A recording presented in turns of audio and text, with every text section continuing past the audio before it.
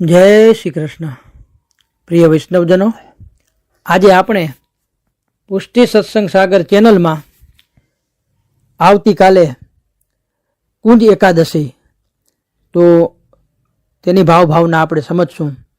એ પહેલાં જો આપે પુષ્ટિ સત્સંગ સાગર ચેનલને સબસ્ક્રાઈબ ન કરી હોય તો સબસ્ક્રાઈબ કરો તથા અન્ય વૈષ્ણવ મિત્રોને શેર કરો, જેથી કરીને સત્સંગના નવા વિડીયોઝ તેમને સુધી પણ પહોંચી શકે.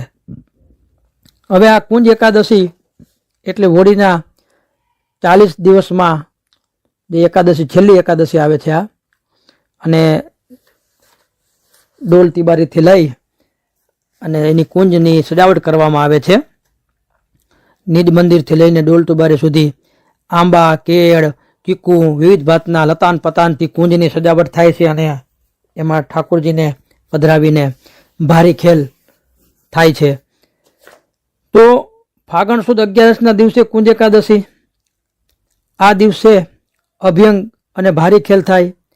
તેનો ભાવ એ છે કે 11, 12, 13, 14 આ 4 દિવસમાં ચારેય યુથાધિપતિનો મનોરથ છે.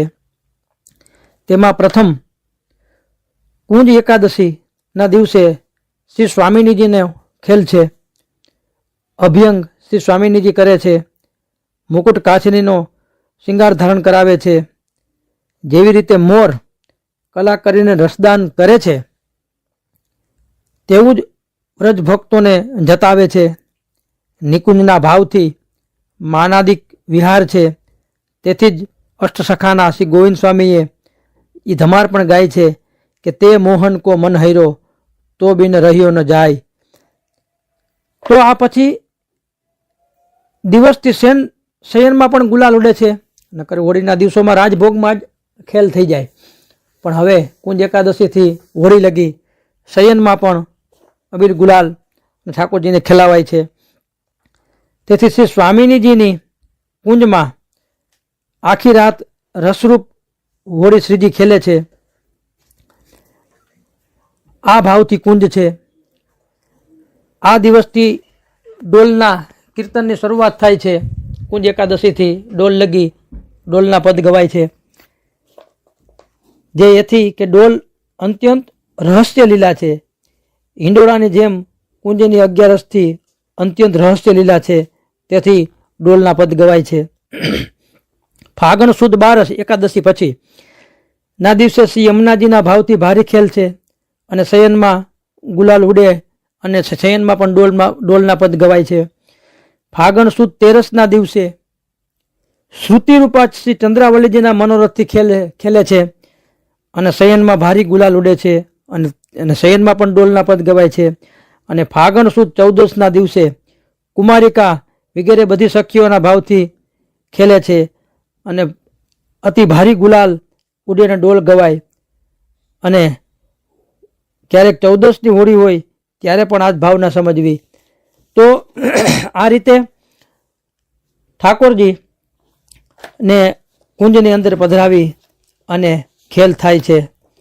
તો કુંજ એકાદશીની અંદર બીજું આપણે જોઈએ તો વ્રજમાસી ઠાકોરજી 12 નિકુંજોની અંદર બિરાજે છે. પુષ્પકુંજ, ફલકુંજ, રસકુંજ, ગોકુંજ, મધુકુંજ, દ્વારકુંજ, નવકુંજ, શશિકુંજ, પ્રેમકુંજ, સિદ્ધકુંજ, લક્ષ્મીકુંજ અને તુલસીકુંજ એમ 12 મુખ્ય કુંજો છે. તેમાં કોટાન કોટી ભક્તોના જૂથો છે. પશુ પક્ષી અલૌકિક માધુરી વાણી બોલે છે. કેમ જાણે ભગવત ગુણગાન કરતા હોય. ત્યાંના પશુ પક્ષીને, ત્યાંના ભક્તોને કે કોઈ જીવ જાતને મલમૂત્ર કે કાંઈ દેહનો દેહાધ્યાસ નથી અને કોઈ તામસી નથી. બધા ધર્મ અપ્રાકૃત છે. ત્યાં જન્મ કે મરણ નથી, જરા નથી, સદા નવયૌવન છે. વાઘ, સિંહ જેવી કાંઈ વિકરાળ જાતિ નથી. એવી રીતે 12 કુંજમાં ઉપાધિ, ભય, દૃષ્ટ, દુઃખદાયી કોઈ નથી. સર્વ સુખરૂપ સુખ નિધિ છે. તે જો કુંજમાં કોટાન કોટી ભક્તોનો જેવો ભાવ છે તેવી જ નિકુંજો સિદ્ધ છે.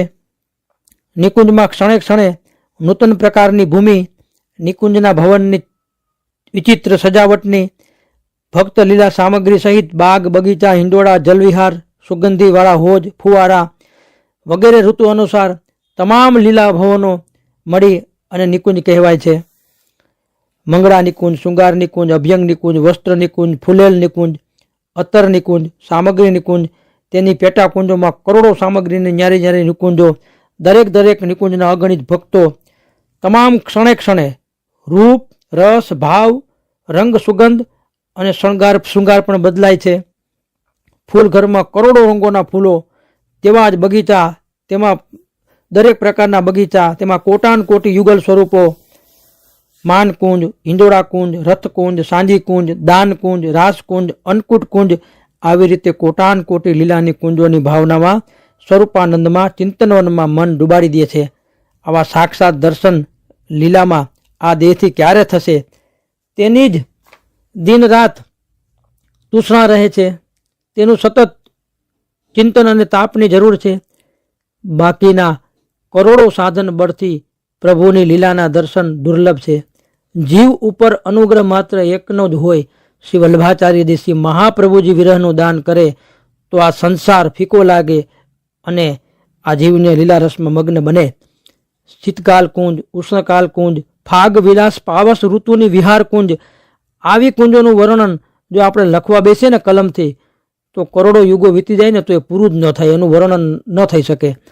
મન વાણીથી આ બધું અગમ્ય છે. ક્ષણે ક્ષણે નૂતન રસ અને નૂતન લીલા સામગ્રી અને ભક્તો પ્રભુને સુખ આપે છે તે પ્રભુની કૃપાથી માલુમ પડે છે. તો એમાં કઈ કઈ કુંજ સખી અને ઠાકોરજી શ્રી સ્વામિનીજીના તો એ બતાવે. તો એમાં પેલું પુષ્પકુંજ, તો એના સખી પુષ્પા સખી, એના ઠાકોરજી શ્રી મદન મોહનજી અને એ સ્વામિનીજી શ્રી ઇન્દુલેખાજી. બીજી ફલકુંજ, એમાં સખી ફલદા, શ્રી ઠાકોરજી નટવર ગોપાલજી, સ્વામિનીજી ચંદ્રભાગા. ત્રીજી કુંજ રસકુંજ, તો એમાં સખી રસીલા, શ્રી ઠાકોરજી શ્રી મથુરેશજી, એના સ્વામિનીજી ચંપકલતાજી. ચોથું ગોકુંજ, એમાં સખી ગોમતી, શ્રી લલિત ત્રિભંગી ઠાકોરજી અને સ્વામિનીજી શ્રી ભામાજી. પછી પાંચમું મધુકુંજ, તો એ સખી મધુ સખી, શ્રી ઠાકોરજી શ્રી લાડીલેશજી અને સ્વામિનીજી વ્રજમંગળા. છઠ્ઠી કુંજ દ્વારકુંજ, એમાં સખી દ્વારિકા સખી, શ્રી ઠાકોરજી દ્વારકેશજી અને સ્વામિનીજી ચિત્રાજી. સાતમી નવકુંજ, એના નવલ સખી, શ્રી ઠાકોરજી શ્રી નટુગોપાલજી, સ્વામિનીજી વિશાખાજી. આઠમી શશિકુંજ, એમાં સખી શશિકલા, ઠાકોરજી શ્રી વૃંદાવન ચંદ્રજી, સ્વામિનીજી લલિતાજી. નવમી કુંજ પ્રેમકુંજ, એમાં પ્રેમબાલા સખી, ઠાકોરજી શ્રી વ્રજવિહારીજી, સ્વામિનીજી શ્રી યમુનાજી. દસમી સિદ્ધકુંજ, સિદ્ધા સખી, શ્રી ગોકુલચંદ્રમાજી ઠાકોરજી અને સ્વામિનીજી રાધા સહચરીજી. 11મી લક્ષ્મીકુંજ, એમાં સખી લક્ષ્મી, શ્રી ઠાકોરજી શ્રી વિઠ્ઠલનાથજી અને સ્વામિનીજી શ્રી ચંદ્રાવલીજી. 12મી કુંજ તુલસી કુંજ, એમાં તુલસી સખી, ઠાકોરજી શ્રી શ્રીનાથજી અને સ્વામિનીજી મહાલક્ષ્મીજી. આ 12 કુંજમાં બિરાજતા પ્રિયા પ્રીતમને આપણા સાષ્ટાંગ દંડન પ્રણામ આપણે કહી શકીએ. તો આ કુંજ એકાદશીને દિવસે વિવિધ મંદિર હવેલીઓમાં ઘરે વૈષ્ણવો પણ કુંજની સજાવટ કરીને પ્રભુને પધરાવે છે અને 12 મહિનાની કુંજ આજે બંધાય છે. ફાગણ શુક્લ એકાદશી 11 જે કુંજ એકાદશી છે એ શ્રી હરિદાસ વર્ય ગિરિરાજમાં સ્થિત નિકુંજોની કુંજ લીલાઓનો આજથી પ્રારંભ થાય છે. અહીં ધ્યાન આપવાનું એ છે કે 12 મહિનામાં એકાદશીનું નામ કુંજ એકાદશી પુષ્ટિ માર્ગમાં જ મનાવવામાં આવે છે. અન્ય સંપ્રદાય ધર્મોમાં કાંઈ હોતું નથી. શ્રીનાથજીમાં 12 મહિનામાં કુંજ આજે બંધાય છે.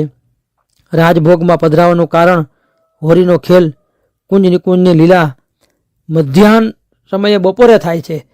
રાજભોગ સરાવ્યા પછી કુંજમાં પધરાવવામાં આવે છે અને 12 વન અને 24 ઉપવનનો એમાં ભાવ હોય છે.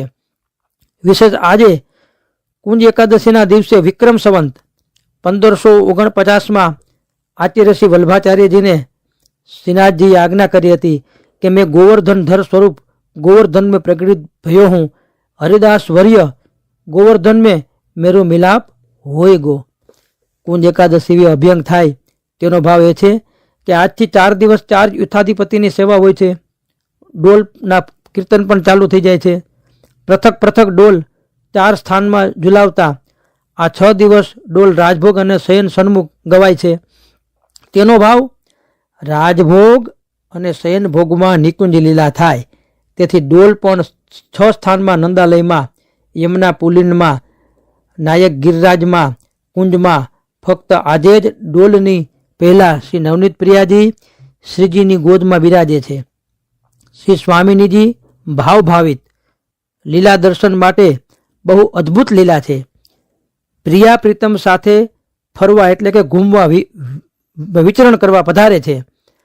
આભૂષણ બધા ફૂલોના આવે છે જે શ્રી સ્વામિનીજી સ્વરૂપા છે। માલાજી વ્રજભક્ત સ્વરૂપા છે। આથી જ પહેલા અષ્ટમીથી હોળાષ્ટકનો પ્રારંભ થાય છે અને આજ શ્રી ગોવિંદ સ્વામીની ગારી શયનમાં ગાવામાં આવે છે। ભારી ખેલ થાય છે। અભિપ્રાય એવો છે કે એતન માર્ગીય ભાવાનુસાર આ હોરી શ્રી સ્વામિનીજીની હોય છે। હાસ્યરૂપા અંતરંગ સખી છે તે શ્રી સ્વામિનીજીની આજ્ઞાથી વસંતમાં કામ એટલે કે ગુઢાર્થ અહીં અવર્ણનીય સાંસારિક ભાવાર્થ ક્યાંય પણ ન લેવો એનો જન્મ આપે છે। એનું જ સ્વરૂપ હોરી છે અને જે ઉન્મુક્ત કરે છે, જેનાથી વધુ રસરૂપ થઈ જાય છે। રાત દિવસ અલૌકિક લીલા થાય છે। અષ્ટાંગથી અથવા તો અષ્ટ સખીઓ દ્વારા રસદાન કરે છે અને રાજભોગમાં ગ્વાલનો ડબરોમાં ગુલાલ ઉડે છે। બસ હવે અહીંના કારણ કે એના સ્વરૂપાત્મક વર્ણન ગુરુ સાનિધ્યમાં જ સંભવ છે।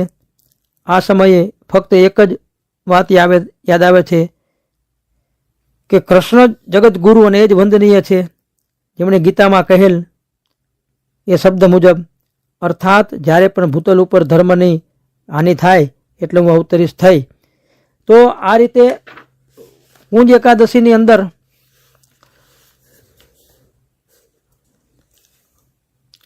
અલગ અલગ કુંજની અંદર પ્રભુને પધરાવે છે અને વિવિધ પ્રકારની સજાવટ કરી અને ઠાકોરજીને કુંજમાં ખેલાવવામાં આવે છે। પછી એમાં રાડ ઉડે છે। આપણે તો રાડ ઉડવાની ભાવના કે જે શયનમાં આપણે હવેલીઓમાં દર્શન કરતા હોય કે રાડ, તો 12 માસના ઉત્સવ સહિત જેટલા પણ ખેલ છે એનું પ્રાગટ્ય સ્થળ ભાગવતના 10મ સ્કંદમાં છે અને એ જે લીલાઓ રસ વિશેષ છે એનું પ્રમાણ રાસ પંચાધ્યાયમાં છે। શ્રી ઠાકોરજીના અંતર ધ્યાન થયા પછી ગોપીઓએ પોતાના પ્રભુને બધી જગ્યાએ શોધ્યા। એક નિકુંજ એવી હતી કે જેમાં અડધી જગ્યાએ પ્રકાશ હતો અને તેના પછી અંધારું હતું। એ અંધારાવાળી નિકુંજમાં જ્યારે ગોપીઓ પધારે છે ત્યારે તેઓને પ્રકાશની જરૂર હતી। તમ પ્રવિષ્ટમાલક્ષ્ય તતો નિવૃત સ્ત્રીય, રાસ પંચાધ્યાય અધ્યાય 30 શ્લોક 43માં કહે છે કે આ અંધકારવાળી નિકુંજમાં પ્રકાશને માટે ગોપીઓએ રારથી પ્રગટ જ્યોતિ પ્રકાશનો આશ્રય લીધો। જ્યારે હોળી ખેલતા ખેલતા સૂર્ય અસ્ત થઈ જાય ત્યારે શ્રી ઠાકોરજી ક્યાંય સંતાઈ જાય તે જોવાને માટે રાડથી જ્યોતિ પ્રગટ કરે છે।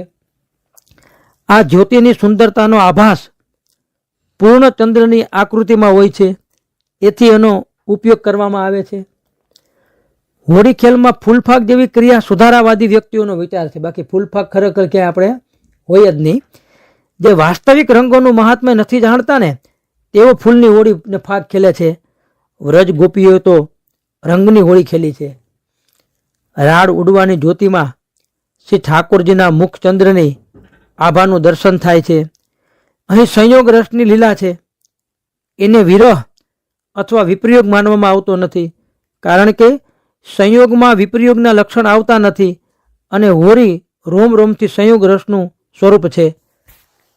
તો આ રીતે રાડની ભાવના, તો એ રાડ એ વિપ્રયોગ અગ્નિનું સ્વરૂપ છે। વસંત પંચમીથી ડોલ સુધીના દિવસે એટલા જલ્દી પસાર થઈ જાય કે આ ખેલની અંદર એવો અવર્ણનીય આનંદ વ્રજ ભક્તોને હોય કે આ દિવસો કેમ વીતી જાય એને ખબર ન હોય. જેમ જેમ હોળીને દોલોત્સવ નજીક આવે છે તેમ તેમ ખેલનો આનંદ વધતો જાય છે. પણ સાથે સાથે શ્રી ગોપીજનોના મનમાં એમ થાય છે કે હવે હોળી ડોલ મહોત્સવ આ ચાલ્યા ગયા પછી આ આનંદ ક્યાં મળશે, ક્યાંથી મળશે, કેવી રીતે મળશે? એનો વિરહ અગ્નિ એને ચાલુ થઈ જાય. 4 દિવસ બાકી હોય એટલે 5 દિવસ એ યાદ આવતા વિપરીય અગ્નિની જેમ જ્વાળા ઉઠે છે. તેનું સ્વરૂપ રાડથી ઉડતી જ્વાળાઓ બતાવે છે. આ રાડ ઉડવાની ભાવના છે. કુંજ એકાદશીના દિવસે મંગલાબાદ શિંગારમાં તનિયો કેસરી અથવા સફેદ મુકુટ ફૂલ તથા મીનાનો, કાચની પતંગી અથવા સફેદ કેસરી છાપણીની, સુથન તથા પીતાંબર લાલ અથવા કેસરી ચોલી ચોવાની ધરવી અને ભારી શિંગાર કરવા. રાજભોગ ભોગ મંદિર અથવા સૈયા મંદિર પાસે આવે અને નિજ મંદિરમાં કુંજ બંધાય. રાજભોગમાં સામગ્રી ઉત્સવ ધરવી. ત્યારબાદ નિત્ય મુજબ ભોગ સરાવી બીડી અરુગાવી કુંજમાં પધારે અને ખેલના વસ્ત્રો ધરાવી ખેલની તૈયારી કેસર ચંદન ચોવો અબીર ગુલાલ પચરંગી ગુલાલની કરવી. કુંજ ભોગની છાબમાં પેંડા બરફી વિવિધ પ્રકારની તળેલા મેવા સૂકા મેવા ફગવાની સામગ્રી પણ ધરી શકાય. ખંડપાટ માંડી પાટમાં ચોપટ બીછે વેણુવેત્ર ધરાવી આરસી દેખાડી આરતી થાળીની કરવી. ત્યારબાદ નિત્ય મુજબ અનુસર કરવા અને અનુસરમાં લીલા મેવાની છાબ આવે. સાંજે સંધ્યા આરતી બાદ સીના શિંગાર વડા થાય અને તે સમયમાં કુંજ વળી થાય અને ડોલના ચિત્રવાળી પીછવાઈ બંધાય. ગાદી તકિયામાં ખેલેલ જ રહે. શયનમાં બાજુ પહોંચી નુપુર, કંઠમાં ગોપ હમેલ ધારણ કરે. આ રીતે છે. અને સાનિધ્યમાં બીડી આરોગે. ચરણારવિંદમાં ઢાંક્યા વિના ખેલ થાય તેમાં સ્ત્રીને ખેલ કરવો. તો ખેલ થયા બાદ રાડ ઉડે એટલે એકાદશીથી રાડ ઉડવાનું ચાલુ થાય છે અને ગુલાલ પણ ઉડે. ક્રમશ એકાદશીથી હોળીના પહેલા દિવસ સુધી રહે અને હોળીના દિવસે કેસર ચોવા અબીર ગુલાલ સહિતને ખેલ થાય. આ રીતે ઠાકોરજીને ખેલાવા. કીર્તનની અંદર પ્રકાર જોઈએ તો પ્રભુ કુંજમાં પધારે તો તે મોહન કો મન હૈરો. ખેલ થાય ત્યારે મન મોહન અદ્ભુત ડોલ બની. હોરી કે મદ માતે આયે નવલ મદન ગોપાલ ઝૂલત ડોલ. વિવિધ પ્રકારના કીર્તનો પણ ડોલના બોલાય છે. અને શયન સન્મુખમાં પણ ડોલ ચંદન કો ઝૂલત હલધર વીર, ડોલ ઝૂલત હે ગિરિધરન, આ બધા પદો ગવાય છે. અને આજથી હોળી સુધી રાજભોગ તથા શયનમાં ડોલના પદ અને બાકીના સમયમાં અલગ અલગ રાગોની ધમાર ગવાય છે. તો આ રાડ ઉડવાની ભાવના તથા કુંજ એકાદશીની આપણે પુષ્ટિ માર્ગીય ભાવના આપણે ચર્ચા કરી. શ્રી વલ્લભાધીશ કી